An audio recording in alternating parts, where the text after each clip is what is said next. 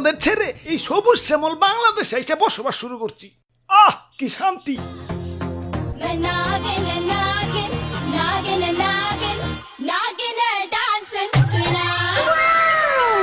আহ তোমার নাচে সন্তুষ্ট হইয়া তোমারে আমার 101তম বিবি বানাইলাম। যাও বাসর বড় অপেক্ষা করো, দুমাইয়া বংশ বিস্তার হবে। হুজুর বাংলাদেশে আইসা তো সেলিব্রিটি হয়ে গেলাম, আমগো কাছে তো কাঁচা বাদাম হিরো আলম ফেল। নেটে ঢুকলেই খালি আমগো ছবি। কও কি? তাইলে তো আমার একটা ইউটিউব চ্যানেল খোলা দরকার। কিরে রাত সবাই তো ফাঁকা ফাঁকা লাগতেছে কে? সেনাপতি কো? ও R15 কিনতে গেছে, লগে একটা গোপ্রো ক্যামেরাও। ও ব্লগিং শুরু করবো। আর মন্ত্রী কো? মন্ত্রী তো বিয়া করতে গেছে, কাপল ব্লগ শুরু করবো। পরে বুইড়া বেডি বিয়া করতে কইও, আর নামের আগে প্রিন্স লাগাইতে কইও, ভালো মার্কেট পাইবো। হুজুর ওই, কি হয়েছে? মাথায় পানি ডালো, পানি ডালো। পানি লাগবো না হুজুর, আমার রাসেল ভাই পাওয়ার এক খুপে আমার রাসেল বইন পার এক বাড়িতে একে একে আমার রাসেল কাকু পার, মামু পার, জ্যাঠা পার, ফুফু পার, খালু পার, সব আমার চোখের সামনে খুন হয়ে গেল। কোনো মতে জান্ডা নিয়ে পলে আইছি, ইয়া লেজের মধ্যে এরা বাড়িও খাইছি।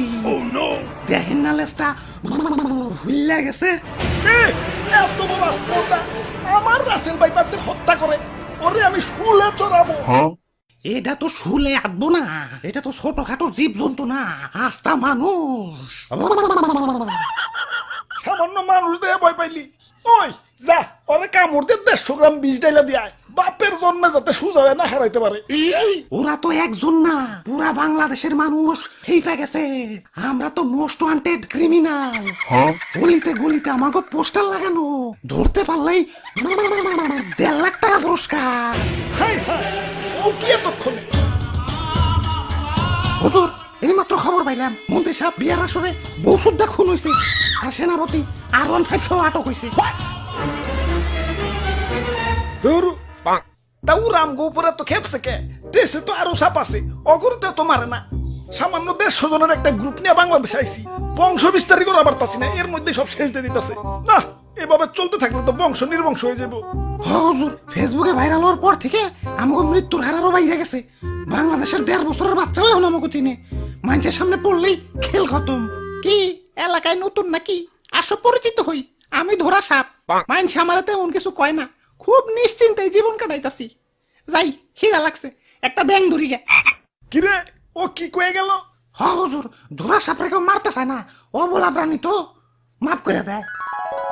ওই বুদ্ধি একটা পাইছি, বাইসা থাকতে হইলে ধরা সাপ হইতে হইব। মানে মানে কিছুই না, আমাকে প্লাস্টিক সার্জারি করতে হইব।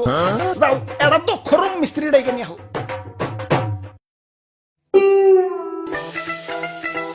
ভাই রে ভাই, আর ওর ভাই এতটিয়া কই পেলেন? এটা কি? পুরস্কার পুরস্কার পুরস্কার, রাসেলস ভাইপার ধরে দিতে পারলেই 1.5 লক্ষ টাকা পুরস্কার। আপনারা রাসেলস ভাইপার ধরছেন নাকি? এত বড় সাহস আপনার? আব্বে হালায়, বুদ্ধি থাকলে সাহস লাগে না। এই যে দেখো এগুলা কি? জঙ্গলে যাইয়ে এটা ধরা সাপ ধরে লই, রং সং করে রাসেলস ভাইপার বানিয়ে দিই, বাস ডুপ্লিকেট রাসেলস ভাইপার জমা দিয়ে কসকসা পুরস্কার নিয়ে আহি। সিম্পল। বাহ বাহ বাহ, সাবাস সাবাস। ভাই ভাই ভাই, আমার একটা আইফোন কিনতে হইব ভাই, চলেন না ভাই আর একটা ধরা সাপ ধরে নিয়ে আহি। এমন ভাবে রিকোয়েস্ট করতেছো মনে হইতাছে রাসেলস ভাইপার ধরবার কইতাছো। ধরা সাপই তো, লেটস গো।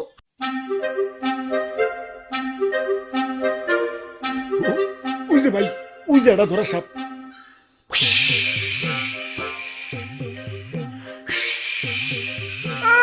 সাল নাই কুত্তার বাগানাম হয়েছে ধরা সাপ, আবার ফস ফস করে।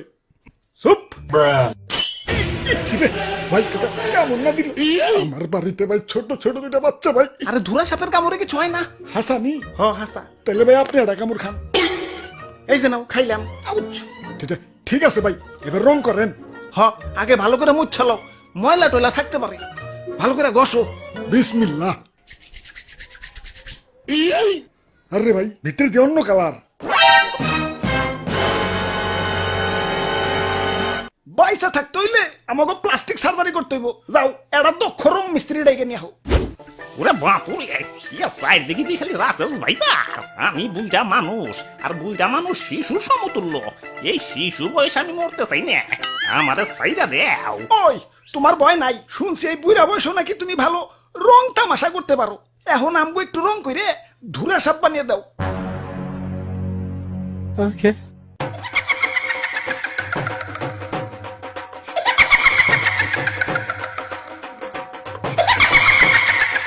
তে কাম হইছে, এটা তো ধুরা সাপ না, কে রাজানি রং করে ধুরা সাপ বানিয়ে দিছে। खत्म, bye bye, tata, good bye, गया।